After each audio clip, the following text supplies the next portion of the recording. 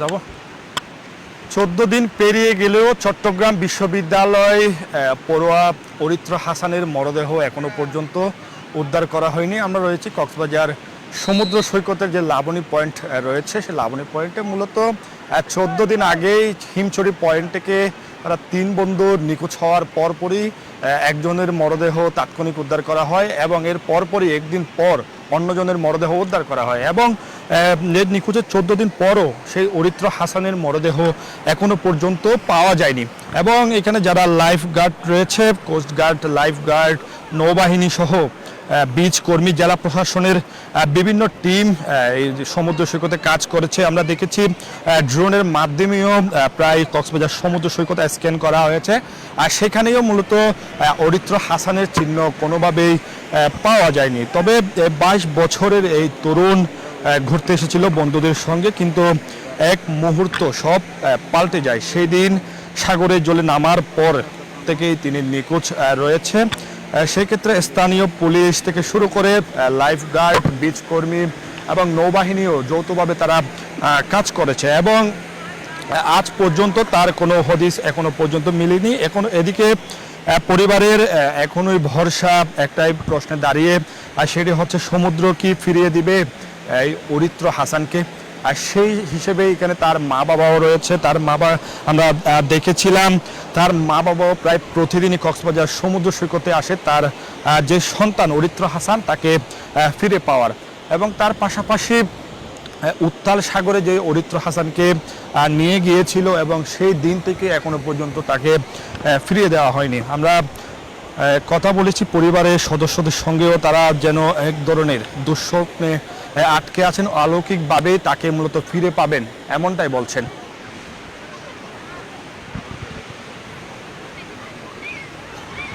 মূলত সাগরের মাঝখানে যারা ট্রলার নিয়ে বের হয় বা নৌকা নিয়ে বের হয়, তারাও চেষ্টা করছে সেখানে যে অরিত্র হাসানকে ফিরে পাওয়ার, এবং পাশাপাশি লাইফ গার্ডও বিভিন্ন মাধ্যমেই পানিতেও তারা বেশ চেষ্টা করেছেন এবং প্রতিদিনই তারা তাদের যে উদ্ধার অভিযান সেটি চালিয়ে যান।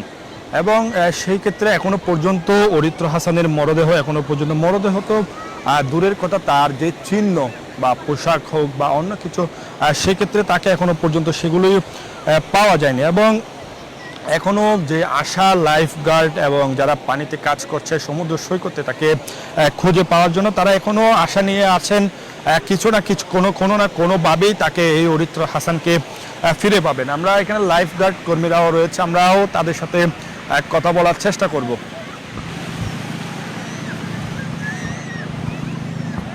নিখোঁজ 14 দিন পেরিয়ে যাচ্ছে, এখনো আপনারা আপনাকে ফিরে পাননি বা খুঁজে পাননি। সেক্ষেত্রে আপনাদের যে উদ্ধার অভিযান, আপনারা কী উদ্ধার অভিযান চালিয়েছেন 14 দিন? আমরা 14 দিন পর্যন্ত হচ্ছে আপনার ওয়াটার বাইক, বিচ বাইক আমাদের, তারপরে হচ্ছে আপনার স্প্রি বোট ছিল এবং হচ্ছে ফিশিং ট্রলার ছিল এবং হচ্ছে বিমান বাহিনীর ড্রোনও ছিল আমাদের সাথে।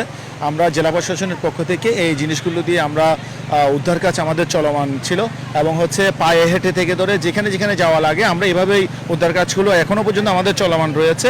এখনও আমরা প্রত্যেকটা পয়েন্টে আমাদের লাইফগার্ড সদস্যরা রয়েছে, বিচ কর্মীরা রয়েছে, আমরা সকলে মিলে কিন্তু এখনও পর্যন্ত আমরা উদ্ধার কাজ চালিয়ে যাচ্ছি। যে নিখোঁজ অরিত্র হাসান, ওনার অবশিষ্ট অন্ততপক্ষে কিছু অংশ পাওয়া যায় কিনা বা কোনো খবর পাওয়া যায় কিনা, পরিবারকে কোনোভাবে সান্ত্বনা দেওয়া যায় কিনা, সেই চেষ্টাটুকু আমরা এখনও পর্যন্ত করে যাচ্ছি।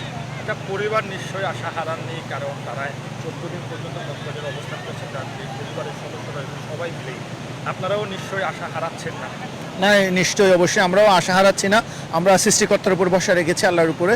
আমরা ওভাবেই চেষ্টা করে যাচ্ছি এবং হচ্ছে পরিবার তো অবশ্যই আশা রাখবেন, তাদেরই সন্তান, এবং আমরাও আশা রাখছি, যেহেতু আমাদের এই সমুদ্র সৈকতে এসে নিখোঁজ হয়েছেন আমাদেরই ভাই, আমরা এই ভাই হিসেবেই আমরা ওনাকে এখন আমাদের পরিবারের সদস্য মনে করে আমরা কিন্তু এই খোঁজটা এখনও পর্যন্ত চালিয়ে যাচ্ছি।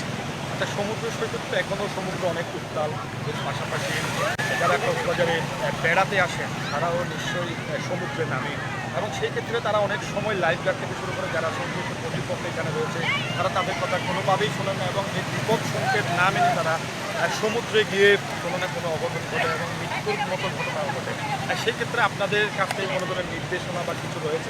অবশ্যই আমাদের কাছ থেকে নির্দেশনা হচ্ছে, আপনি যেহেতু একটি অচিন জায়গায় যাবেন, এটা সমুদ্র হোক বা যে কোনো জায়গায় হতে পারে, তখন কিছু আপনার নিজের রেসপন্সিবিলিটি, নিজের সতর্কতা এবং জানা দরকার আপনার কোথায় আপনার জন্য নিরাপদ, এই জিনিসগুলো জানা দরকার। যেমন কি আপনি সমুদ্র সৈকতে আসলে দেখবেন যে লাবণী সুগন্ধা কলাতুলি 3টি পয়েন্টে সিআইপিআরবি দ্বারা পরিচালিত সিসেফ লাইফগার্ডের যেই সার্ভিসটুকু রয়েছে লাবণী সুগন্ধা কলাতুলি, এই জায়গাগুলোতে যখন আসবেন এখানে লাইফগার্ড আছে, ওনাদের সাথে কথা বলতে পারেন, ওয়াচ টাওয়ার থেকে এসে ইনফরমেশন নিয়ে যেতে পারেন। এবং হচ্ছে যখন আপনি গোসল করতে নামেন, লাইফগার্ডরা আপনাকে গিয়ে নিচ থেকে গিয়ে আপনাকে সতর্ক করবে, বলবে যে আপনি দূরে যাবেন না, কাছে থাকবেন। কিন্তু ওনারা হচ্ছে, আমরা বলছি, কিন্তু আমরা যারা পর্যটক গোসল করতে এখানে আসছে, সমুদ্রের সঙ্গে নামছি পরিবার নিয়ে, তাদেরকে আগে সতর্ক হতে হবে আমি কতটুকু নামতে পারবো সেই সম্পর্কে নিজেদেরকে সতর্ক যদি থাকে, তাহলে এই মৃত্যুর ঝুঁকিগুলি কমে যাবে।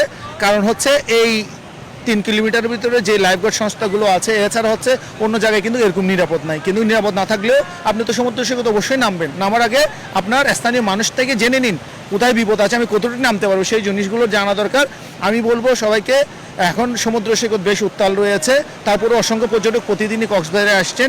হাঁটু থেকে কোমর পানিতে লাইফগার্ড সার্ভিস যেখানে আছে, এখানে হাঁটু থেকে কোমর পানির বেশি দূরে যাওয়া উচিত নয়। যখন লাইফগার্ড সিগন্যাল দিচ্ছে বা স্থানীয় মানুষজন যখন কথা বলছে বা ডাকছে, তখন তাদের কথাগুলি গুরুত্ব দেওয়া উচিত, তাদের কথাগুলি শোনা উচিত, তাহলে অনেকটাই ঝুঁকিমুক্ত থাকবে যারা গোসল করতে নামবে তারা। আচ্ছা, আপনি নিজেই বলেছিলেন কিছুক্ষণ আগে 20-25 দিন পরও অনেক মরদেহ কক্সবাজারে উদ্ধার করা হয়েছে, আপনি তা শুনেছেন। আর সেক্ষেত্রে অরিত্র হাসানের মরদেহ আসলে উদ্ধার করা হবে যাবে কিনা, বা অভিজ্ঞতা থেকে এমন কিছু শেয়ার করা যায় কিনা? ইনশাল্লাহ আমরা আশাবাদী, যেহেতু অভিজ্ঞ যারা মাঝি মল্লারা রয়েছে, যারা গভীর সমুদ্রে মাছ আহরণ করতে চায়, তারা অনেকে নাকি এরকম যে ট্রলার ডুবি যখন ঘটে, ওই সময় যে মরদেহ ইয়াগুলো লাশগুলো যখন নিখোঁজ থাকে, বুড়ের মানুষগুলো বাসমান অবস্থায় পেয়েছে, এরকমটা ওনারা বলেছেন। এবং আমাদের অভিজ্ঞতা থেকে আমরাও আশাবাদী এখনো পর্যন্ত কোনো না কোনোভাবে ওনাকে ফিরে পাবো যদি সৃষ্টিকর্তা চায়। ধন্যবাদ। কথা বলছিলাম লাইফ গার্ডের যিনি উসমান রয়েছে, তার সাথে আমরা মূলত কথা বলছিলাম। তিনি যেমনটি জানিয়েছেন, প্রায় 20 থেকে 25 দিন পরও কক্সবাজার সমুদ্র সৈকতে যারা মাঝি মাল্লারা রয়েছে, অভিজ্ঞ মাঝি মাল্লা, তাদের সাহায্যে তারা 20 থেকে 25 দিনের পরও অনেক সময় উদ্ধার করা হয়েছে এবং তারা এখনও আশাবাদী।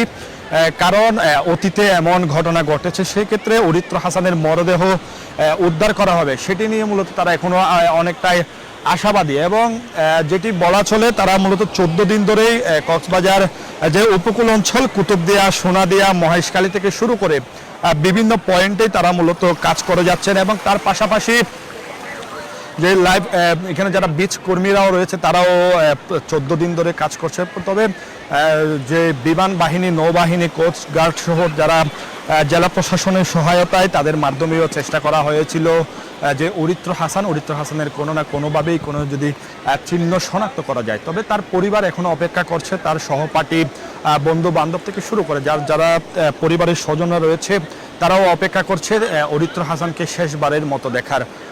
আমরা রয়েছি কক্সবাজার সমুদ্র সৈকতের যে লাবণী পয়েন্ট রয়েছে, লাবণী পয়েন্টে মূলত যেমনটি ঘটেছিল 14 দিন আগে কক্সবাজারের হিমছড়ি পয়েন্ট থেকে চট্টগ্রাম বিশ্ববিদ্যালয়ের 3 সহপাঠী তারা সমুদ্রে নেমেছিল এবং সমুদ্রে নামার পরই 3 জন নিখোঁজ হওয়ার ঘটনায় তাৎক্ষণিক একজনকে উদ্ধার করা হলে এবং একদিন পর আরেকজনকে উদ্ধার করা হয়। এবং সর্বশেষ যে অরিত্র হাসানের মরদেহ সেই দিন থেকে আজ পর্যন্ত, অর্থাৎ 14 দিন যাবৎ এখনো পর্যন্ত উদ্ধার করা সম্ভব হয়নি। এবং তার পাশাপাশি তারা চেষ্টা করছে, এখানে যারা দাপ্তরিক বা যে সংশ্লিষ্ট যারা বিচ কক্সবাজার সমুদ্র সৈকত নিয়ে কাজ করে, তারাও চেষ্টা করছে অরিত্র হাসানের মরদেহ তার পরিবারের হাতে বুঝিয়ে দেওয়ার।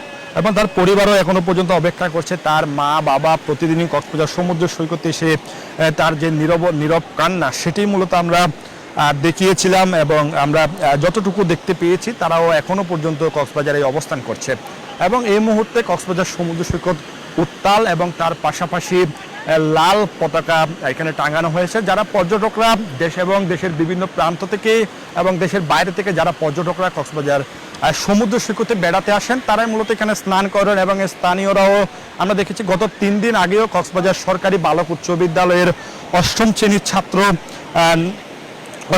ছাত্রের মৃত্যু হয়েছে এবং তাকে উদ্ধার করে কক্সবাজার সদর হাসপাতালে নিয়ে গেলেও নিয়ে গেলে তাকে মৃত ঘোষণা করে এবং অন্য আরেকজন যিনি ভেসে গিয়েছিলেন তার সহপাঠী তাকে তাৎক্ষণিক উদ্ধার করে কক্সবাজার সদর হাসপাতালে নিয়ে চিকিৎসা দেওয়া হয়।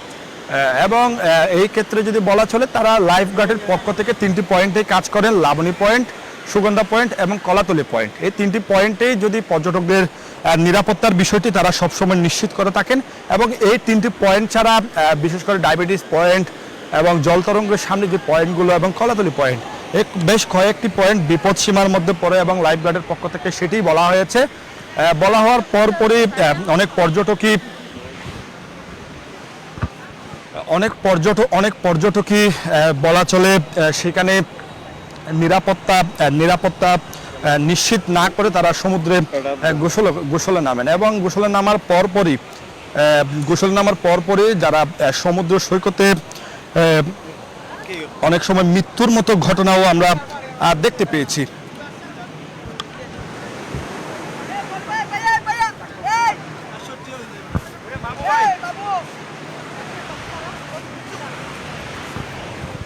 আর যেমনটি বলছিলাম, কক্সবাজার সমুদ্র সৈকত লাবণী পয়েন্টে অবস্থান করছি এবং যে অরিত্র হাসানের নিখোঁজের ঘটনায় 14 দিন পেরিয়ে গেলেও এখনো পর্যন্ত অরিত্র হাসানকে উদ্ধার করা সম্ভব হয়নি।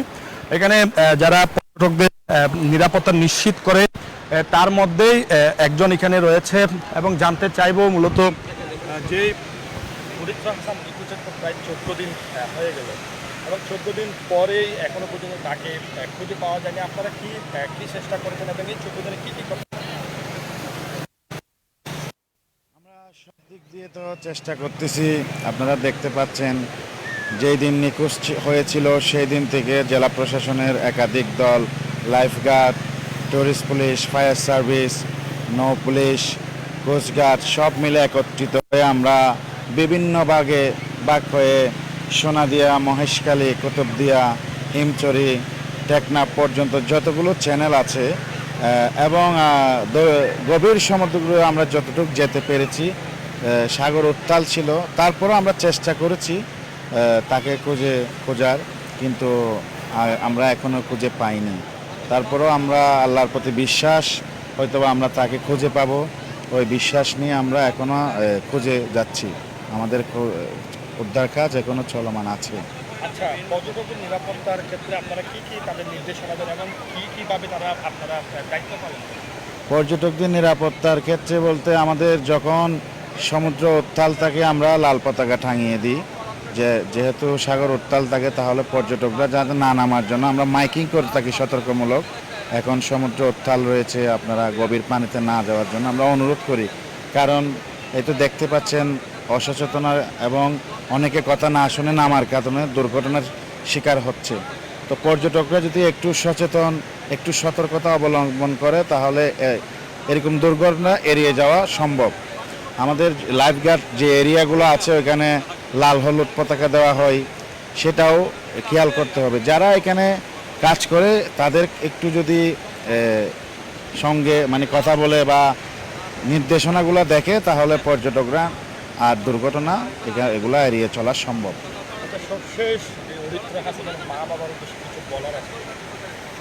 মা বাবার কাছে আসলে আমরা কিভাবে ওনাদেরকে বোঝাবো বা বলে তো আর আমরা সান্ত্বনা দিতে পারি না ওনাদেরকে। ওনাদের কষ্ট, আমাদেরও সেই কষ্ট। দেখতে পাচ্ছেন আজকে 14 দিন, আজকে পেরিয়ে কিন্তু 15 দিন হয়ে যাবে। আমরা এটা নিয়ে ওনারা যে কষ্ট অনুভব করছে আমাদেরও ওই কষ্টটা অনুভব করছে। এখানে তো আমরা আসলে এটা বলে শেষ করতে পারবো না। একটি সন্তান হারা বাবা মায়ের যে কত কষ্ট সেটা ওনারাই জানে, এটা আমরা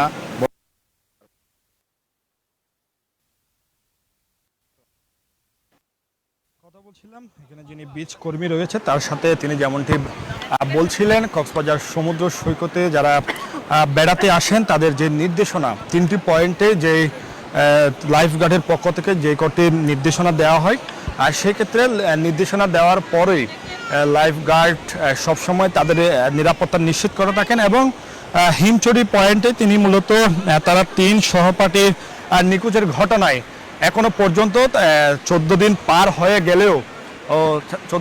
হয়ে গেলেও এখনো পর্যন্ত নিখোঁজ অরিত্র হাসান তার মরদেহ উদ্ধার করা সম্ভব হয়নি। আমরা কথা বলেছিলাম লাইফ গার্ড যারা বিচ কর্মী তারা এখানে রয়েছে, তাদের সাথে তারা 14 দিন যাবৎ, দীর্ঘ 14 দিন তারা বিভিন্ন বাহিনীর সহায়তায় তারা অনেক চেষ্টা করেছেন, এখনও তারা চেষ্টা করছেন তার যে পরিবারের যে নীরব কান্না, সেই নীরব কান্না থামানোর, শেষবারের মতো অরিত্র হাসানকে দেখানোর। কক্সবাজার সমুদ্র সৈকত থেকে যে অরিত্র হাসানের 14 দিনের নিখোঁজের ঘটনা, এ ছিল আমার কাছে থাকা সর্বশেষ